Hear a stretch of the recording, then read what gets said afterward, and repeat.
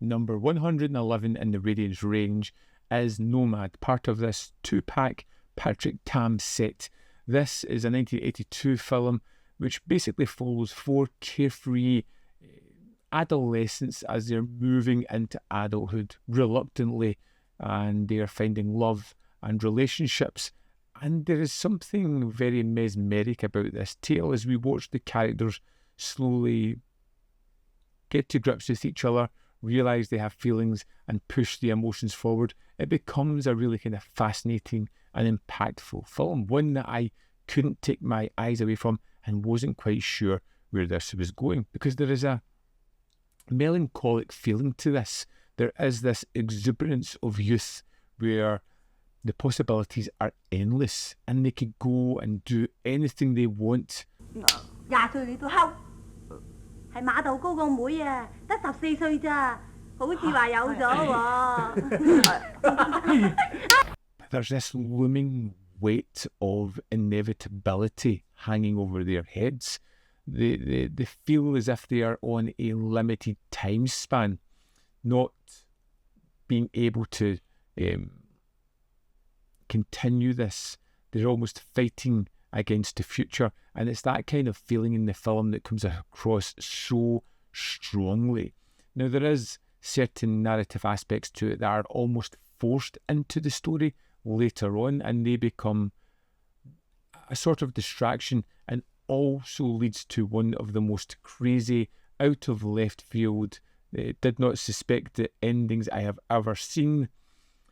And it doesn't feel like the kind of movie that's going to go that way, so I will say no more. Be surprised with this when you go into it, because it is absolutely crazy. 下個月尾就可以輪到我哋坐船喺嗰度經過，一直駛阿拉伯。我諗嚟諗去都係想去一次日本先啫。如果唔係，我知我死都唔心息㗎。What I loved most about Nomad was the characters. They all feel fully fledged. They have their strengths, they have their weaknesses, they have good points and bad points, and they all come to show, and people will fall out with each other, but they'll just take it as what it is and move on from there. It feels genuine and real. Like I said, it's definitely a movie that's not really driven by a narrative structure, but more by a feeling, by a plot, by a feeling, by a mood, something that's pushing these people forward on pure emotion, and it really does come across in this film. I love the kind of hazy photography that they have here, whether it be the rain-soaked streets, whether it be the way the characters theatrically move around the sets. There are moments where one of the characters jumps on top of a car, whipping off her skirt and just baring herself to everyone that's there. That is kind of shocking, real, and just something that you're not used to seeing. But there is this kind of movement throughout the camera with the characters that is wonderful. 驚啊！唔驚，我驚你冷親啫。快啲着翻佢啦！ There are some laugh out loud moments in this as well, where characters end up in situations that you could never see coming. One where a character is delivering a Dear John letter to another character and finds themselves in a situation that they didn't expect to be in, and one that they really don't want to be in either. Nomad was such a breath of fresh air. It was something that was really fun and engaging, that had that kind of sadness built into it of inevitability, but one that delivered on a time, a place, a moment, being truly alive for just a period of time. Let's dive into the disc of Nomad and have a look at the extras. Here we are in the disc for Nomad.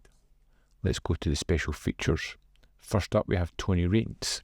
In this newly filmed interviews, critic Tony Raines discusses Nomad, including changes to the film from the initial work print version and director's cut, filmed exclusively for Radiance in November 2024. This runs for 37 minutes 56 seconds and is a great introduction to Patrick Tam, the time this film was made, the idea of new wave, how 1979 was a kind of turning point for cinema at this time, the Century production company, Patrick Tam's career, and then on to Nomad and the kind of changes between the various versions. It's a great extra.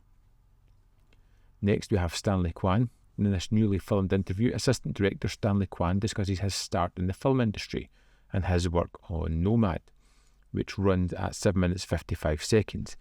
And he talks about kind of learning his craft, working his way up to becoming an AD, working with various talents, how he kind of got Pat the role on the film Nomad, who plays Kathy, and as well, and some nice anecdotes about filming certain scenes.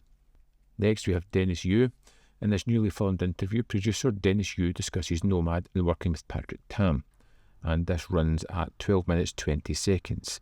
He talks about getting his start on TVB, the TV production channel, all about new wave cinema that was kind of eking in, copying almost from the French new wave, and working for King Hugh and some other big names. And then a curious extra, CID 2 Teddy Girls. Patrick Tam directed this 1976 episode of the series CID, in which a cop chases two criminal teddy girls, portraying the lives of Hong Kong's varied social classes, a topic he would return to in Nomad. And this runs for 50 minutes 35 seconds, and it is a police procedural of sorts. It's kind of standard definition, or not the best definition, but it's such a great addition. And this is the kind of thing that I love being included in a disc, giving a little idea of directors' other works, even a lost TV show. Fantastic. Also included in this set is a 36-page booklet where we have one essay, Two Tales, One City by Campbell, and then we have interview with Patrick Tam from 2013, which is fantastic as well. That's the extras for Nomad. There we have it, Nomad. The first movie on this 2-pack Patrick Tam set was wonderful, and I have no idea what we're going to get in the next one. I'm eager to check that out. I would love to know your thoughts on Nomad, so let me know in the comment box below whether you loved it, hated it, fell somewhere in the middle. As always, there's more content up here. You can see more of my stuff. In the description box below are links to Patreon, membership program, and manvfilm.com, always in which you can support. Thanks for watching, and I'll see you next time.